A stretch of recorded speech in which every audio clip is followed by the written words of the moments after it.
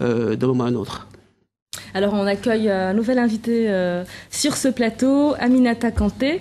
Merci d'avoir accepté notre invitation. Alors vous êtes responsable d'une ONG Niarandougou. À quoi consiste cette ONG exactement? Bonjour. Cette ONG s'occupe des ressortissants maliens en France dans le cadre administratif et social et sur plusieurs plans du développement du Mali. Et sur le Donc c'est une ONG en relation avec la diaspora. La diaspora, malienne, tout à fait. Et j'aimerais préciser aussi que je suis la présidente de l'Union des femmes du RPM en France ici. Très bien. Et puis toujours avec nous sur ce plateau, Makansi Dibé, donc ex-membre, ancien membre du Conseil économique, social et culturel du Mali. Alors Aminata, on va revenir à vous. Comment est-ce que vous vivez ce cinquantenaire depuis Paris? Depuis Paris, moi je suis contente de vivre avec vous, l'Africa 24, cet événement qui se passe au Mali et qui se passe ici aussi en France. Les 50 ans du Mali, c'est pas rien, c'est quelque chose de grand. Et tous les présidents qui ont été invités, qui ont répondu, c'est une très bonne chose pour moi.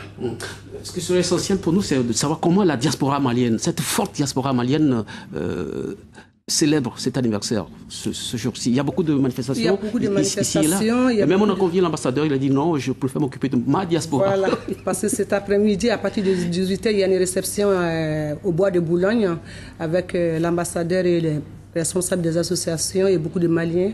Et il y a d'autres fêtes aussi qui sont organisées dans la journée, dans la semaine, tout le mois jusqu'au 31 décembre. C'est exact. C'est exact. C'est une occasion de fête. Hein. Vous savez, on n'est pas à l'aise, hein, les Africains, pour faire la fête. Cet événement du cinquantenaire va avoir un éclat particulier ici en France. Le lancement aujourd'hui par l'initiative de l'ambassadeur, hein, donc l'initiative de l'État, le nouvel ambassadeur, qui organise une fête à laquelle il a d'ailleurs associé tous les Maliens à travers leurs organisations, soit politiques, soit associatives. Donc le Mali entier va se retrouver aujourd'hui dans cette fête de l'ambassadeur. Comme l'a dit Ami, dans la semaine, notamment samedi prochain, j'ai connaissance au moins de 3 fêtes.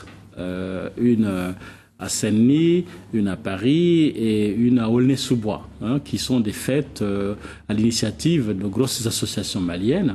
Et puis, en octobre, il y a encore d'autres fêtes qui sont organisées.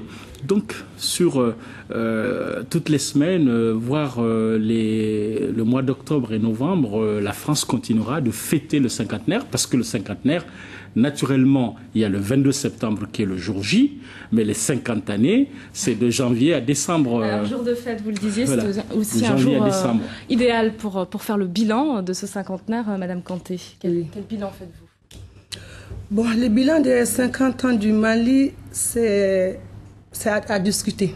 Mitigé, vous voulez dire? Voilà, parce que... Les points forts d'abord, et puis les points faibles. Voilà. On commence par les points faibles. Les points faibles, bon, moi j'ai fait le bilan de 60 à 68.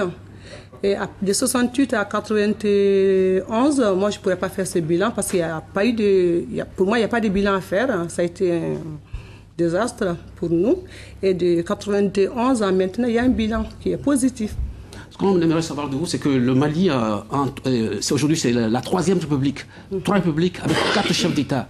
Est-ce que vous pouvez revenir sur votre vision de l'œuvre de chacun de ces chefs d'État? Moi, j'ai pas connu. Si on prend par exemple le Modibo Keïta, le père de l'indépendance du Mali. Modibo Keïta, je ne l'ai pas connu parce que je suis née en 64. Ouais. Et aujourd'hui, c'est mon anniversaire. Je suis née le 22 septembre aussi. Merci.